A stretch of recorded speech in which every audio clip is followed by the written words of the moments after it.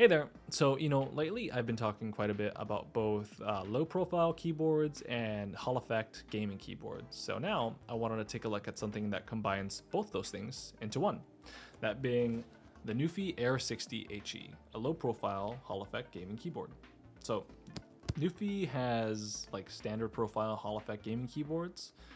This is their first take on a low profile Hall effect board. And in general, I don't think it's the first to hit the market. It is one of the first low profile Hall effect gaming keyboards. So let's open it up and take a look at what Nuphy has to offer. Maybe we'll start seeing more of these low profile boards hit the market. Let's see. All right, so let's take a look and see what we're dealing with. Starting with the box. So as you can see, this is a magnetic switch keyboard. That's part of the Air series for Nuphy. Now, I think any keyboard in the Air series for Nuphy is going to be their low profile style keyboard. Let's flip to the back. All right, zoom in a little bit here. So we have the Air60 HE magnetic switch gaming keyboard. It includes one keyboard, I'd hope, one USB-C data cable, one keycap switch puller, 6 extra keycaps, one quick guide and poster, and some general dimension information. Cool. Let's actually open it up. Now, mind you, I've already opened up the board because I've had some time with it. I think at this point, I'll have had at least 2 weeks with the board. So I've been using it for a decent amount of time.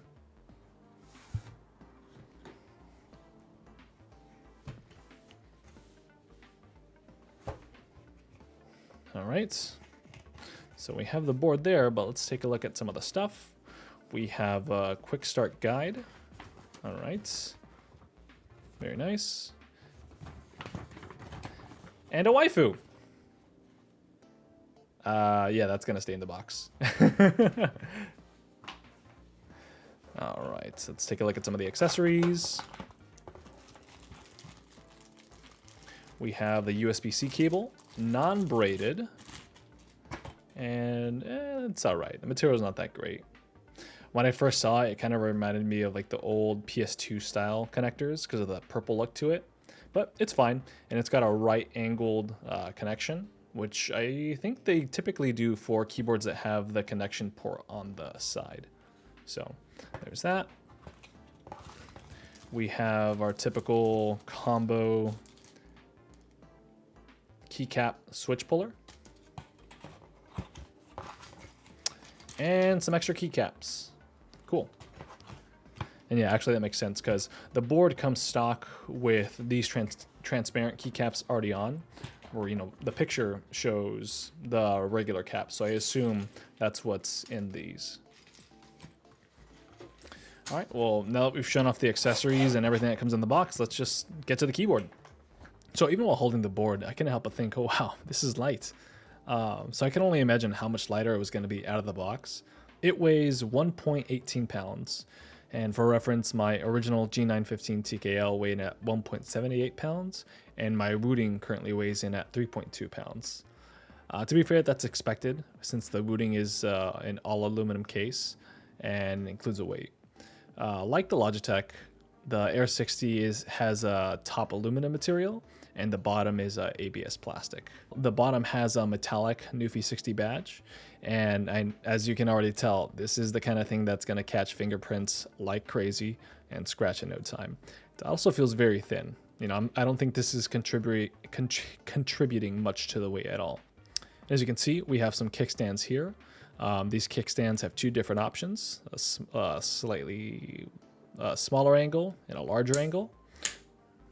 So that gives you a total of 3 different typing angles. I have heard a common complaint with Nuphy keyboards is that these kickstand legs are pretty cheap. They feel cheap, and I can tell these are likely going to break pretty easily. I think my Logitech ones actually broke pretty easily too. We do have some rubber feet to prevent it from moving around. Newsflash, those rubber feet are really small, and considering it's so light, the keyboard does tend to move a little too easily for my taste. If I compare it to my Logitech, I do have a few more feet here, and I'm sure the combination of the feet and the weight kind of prevents it from moving around as much. It's about the same. The booting, on the other hand, for sure. Yeah, good luck moving that. As you would infer by the name, it's a 60% board with 61 keys, wired only, no wireless here. Magnetic switches, specifically the low profile magnetic jades, not the pros. This is the standard magnetic jade model. The stabilizers are plate mounted and have south facing RGB, and there's lots of various backlight modes as well as some custom options to change the RGB on the board. The keycaps on this board are, I think they're their own NSA profile, but the nice thing is they are your standard generic MX style keycaps. So you could put on your own low profile keycaps or even regular profile keycaps if you wanted to. These keycaps don't shine through, and actually you can kind of see some of the light shining through, but not in like the most pleasant way when it comes to this side of the board. It does come included with these translucent purple keycaps, and I am actually a fan of these. These are slightly grippier than these here. So like where my fingers just easily fall through and slip, my fingers catch here just a bit more. So I do like these, and they are pleasant. I like the difference between, or the contrast between these transparent ones, even when the RGB is off. I think it's a cool look. I appreciate it. Nuphy sells an alternative set of keycaps, and I hate it. It looks ugly, like really bad. It's their shine through version, but it's hideous. I hate the legends. Now there is some stem wobble. It's not too bad, especially when you compare it to like the Logitech 915 that I showed a while back. But there is some of that. It's not too big of a deal. One of the things that I don't like about this board is, and it's specifically with the switches that were included on this one, since it's a standard one. I'm more of a heavy switch kind of a guy, and these switches are a little too light for my taste. The pros, I think, are slightly heavier and have a little bit more of a heavier sound profile. So I'd definitely be interested in giving those a shot. Unfortunately, as far as I'm aware, you can't buy the switches separately, at least not yet. This keyboard is only about a month old, so hopefully down the line you'll be able to buy the pros, and there'll be just in general more low profile switch options. That would be nice. That being said, if you like a lighter switch, then again, don't feel the need to have to like upgrade to the pros. I think it's like another like $20 for the pro versions, and I think that's the only thing that is actually upgraded there. Going back to the RGB, I do really like these two little LED lights that they have going on here. Let me turn off my lights so we can show it off just a little better.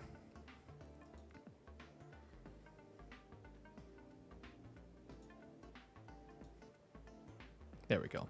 The left side acts as a caps lock indicator, which I do like. You probably can't tell, but it's like a solid blue right now. There we go.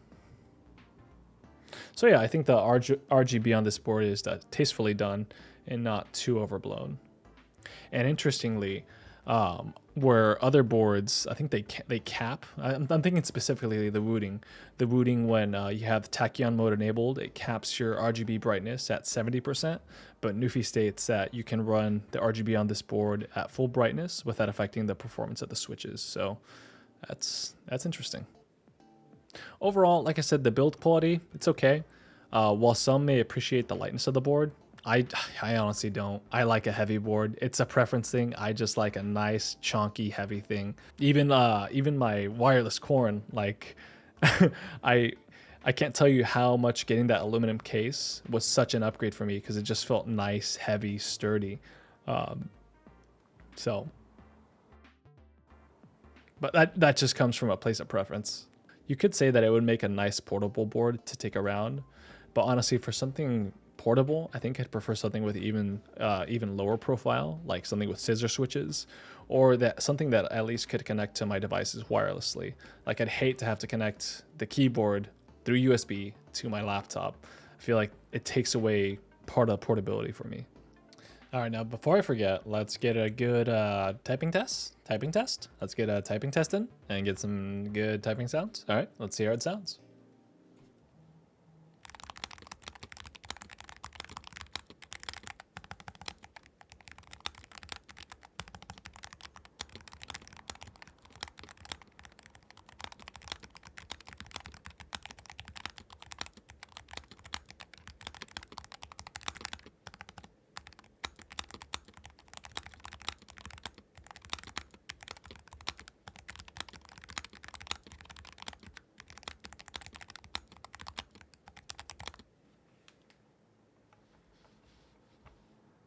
All right, moving on. Let's take a look at the performance of the board, kind of like the tech specs of the board itself.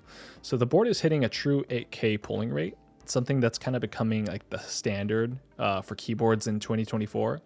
But I realize it's also kind of like a constant point of conversation, whether the difference between 4,000 hertz, 8,000 hertz polling rates are significant, and not to mention the additional processing strain that's brought on by 8K polling rates. That's something that if it's really important to you, you'd have to do your research on it. But according to Nuphy, it running at 8,000 hertz allows the board to reduce latency on this board to 0.1 ms. Now, their previous Hall effect board, the Field 75, which is a standard profile Hall effect keyboard, that one had similar claims, stating that it had a total latency of 0.5 ms. But reviewer sites like Rtings or Ratings, I don't know, found this to be a bit higher at about 8 ms. So I wouldn't be surprised if the same thing applies to this Air60 HE. As for the switches, again, these are the low profile magnetic jades. They have an actuation range between 0.1 to 3.3 millimeters. And when you combine the switches and the keyboard, this is where we can start looking at some of the special features you'd expect to see from a Hall effect keyboard, just with some Nuphy flavor added on. This is where you'll start to hear familiar sounding names like Rapid Trigger, Hyper Tap, Dynamic Keystroke, as well as a few others like Mod Taps, Macros, Toggle Keys. We've got a lot to work with here, and we can do all of this using Nuphy.io, which is Nuphy's web app. I like it. It's pretty cool. Let's kind of like go through it really quickly right now and see what we can do through the configurator. All right, so here we are in the Nuphy.io configurator. Let's take a look. So we have our key bindings. This is where you can pretty much make changes to the key map itself. We have our layers. To access layer 1, you hit this function layer, and that gets you access to these other layers here. I think you'd have to add other function buttons to access the other layers. I'm used to layers because I like using Ergo keyboards. Those are fun for me. Anyways, but along with the key bindings, we can start setting some special actions to each key. So let's start off with a dynamic keystroke. So with dynamic keystroke, it allows you to set up to 4 different actions depending on how far you have the key pressed. So we have the starting actuation point, going to the bottoming out, releasing the bottoming out, and resetting the switch. So you can have up to 4 actions for each one of those positions. Next, we have Mod Tap. This is kind of like a more simple version of that, where, for example, you can assign 2 actions to one key based off whether you're tapping or holding. So for example, for my W key, if I were to tap, I'll still get W. And if I were to hold, I can make it be like, let's say 2, just for fun. So you can see I'm tapping, we see the W's, and now I'm holding, and we see the 2's.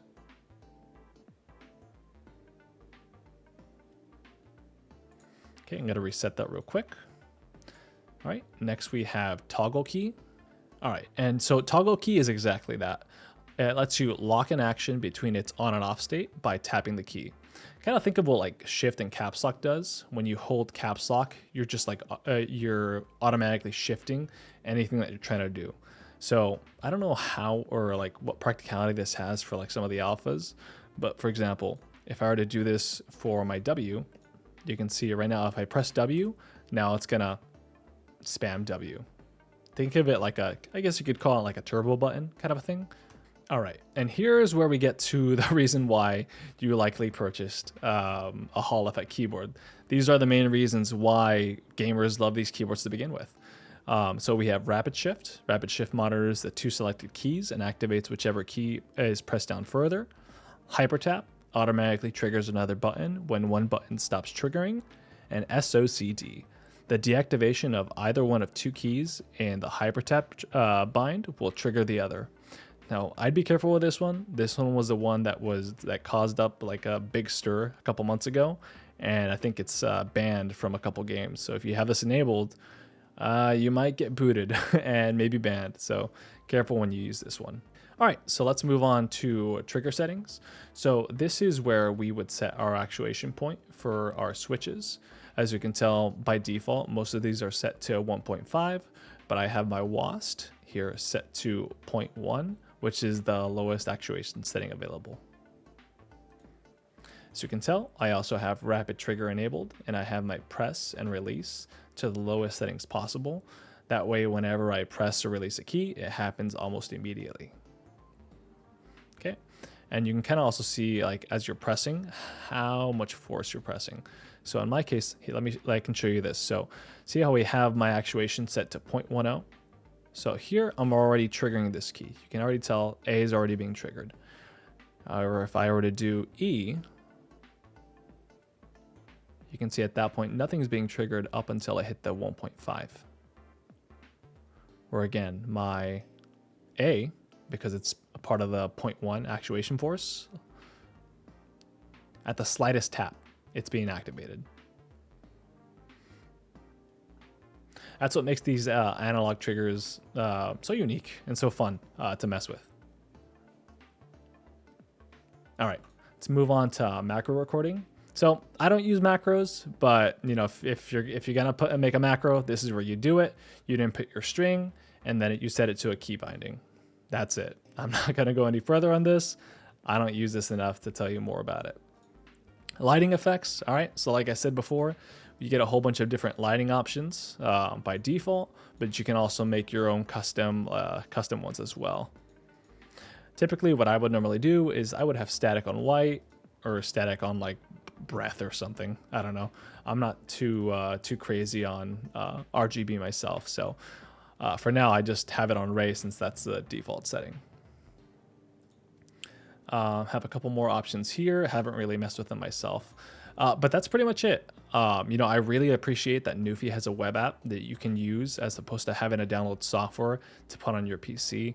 This enables me to make changes on my keyboard at home, at work, wherever I'm at. Doesn't matter what computer I'm on, I don't need to download their software. So I like it a lot. Thanks for having the web app. Now, I have heard that the web app isn't perfect. I've read that some users have had some difficulties or issues with it here and there. Specifically, I think some users were having issues updating the keyboard on a Mac. So know that that is an issue. I'll link some Reddit threads if I can find them, and I'll leave them in the description below. Oh, and one thing before I forget to mention, I probably should have brought this up earlier, but the keyboard does have 3 profiles that you can change from. By default, profile 1 is the gaming profile, profile 2 is the Windows profile, and profile 3 is the Mac profile. That's just by default what it comes with, but you can change them on your own and customize them to whatever you want them to be. So I can show you real quick as it changes. It even tells you gaming, Windows, Mac, and the changes will be live. So right now I'm going to switch over to Mac. I'm now on Mac mode, and you can tell kind of like by some of the keys that they've changed to Mac keys. All right, that pretty much does it. So is this the board that's going to make you into a god tier gamer? I think it depends on how much time you're willing to put into the game more than anything. I think most people say they see an improvement when they switch over to an HE board. I feel like I did when I started using my Wooting while playing Valorant. Like my gameplay improved like this much. But I was also, you know, practicing a lot more. I was going to the range, training. Now, if I go back into it now, I am god awful. So no HE keyboard's gonna save me where I'm at now. But hey, we're also getting to the point where, at least on PC, most people likely already have an HE keyboard. You know, HE keyboards are kind of the norm nowadays. So think about it this way: if you're not using an HE keyboard, you're probably at a disadvantage. Just saying. Cost-wise, is the board worth the price? Honestly, if you don't already have an HE keyboard and you're in the market for one, specifically like a low-profile one, I feel like it would be a no-brainer.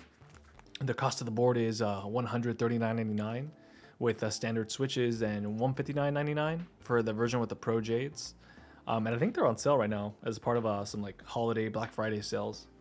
The Air60 starts at $174.99, and that comes with like its horrible plastic case, the horrible switches, or you know, stock. This actually isn't so bad.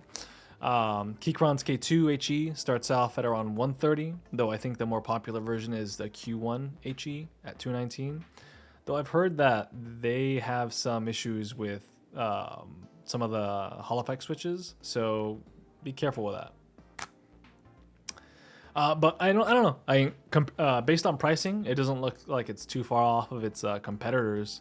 And again, it's one of the only low-profile Hall effect boards out there. So you could also wait to see more people come out with low-profile keyboards. I mean, this isn't going to be the only one. There's bound to be more. And we're already seeing Nuphy release a 75% version. I think that one's coming out in December. So if you don't like the 60% form factor, you know, just give it a month and you'll be able to get the 75% version instead. And who's to say, like, you know, within a year they don't go back and they add all the stuff that they chose to omit on this board. Nuphy specifically mentioned that they chose to omit some of like the nice to haves that you'd see in some of like the boards coming out today. Stuff like some like gasket mounting or additional plate options. They said that they were focused entirely on the accuracy of the magnetic switches. So maybe they played it careful this time around. But yeah, I mean, I could see it in a year from now then coming out with like a new version with more bells and whistles. So all right, and that's pretty much it. Yeah, honestly, I like the board. I'm thinking about swapping this one out for the one with the Pro switches, just because I like the heavier typing. I like the heavier typing feel more than the lighter. So looking forward to that. And you know, they say it sounds a little thockier, so love me some thock. Anyways, thanks for watching, everyone. Bye.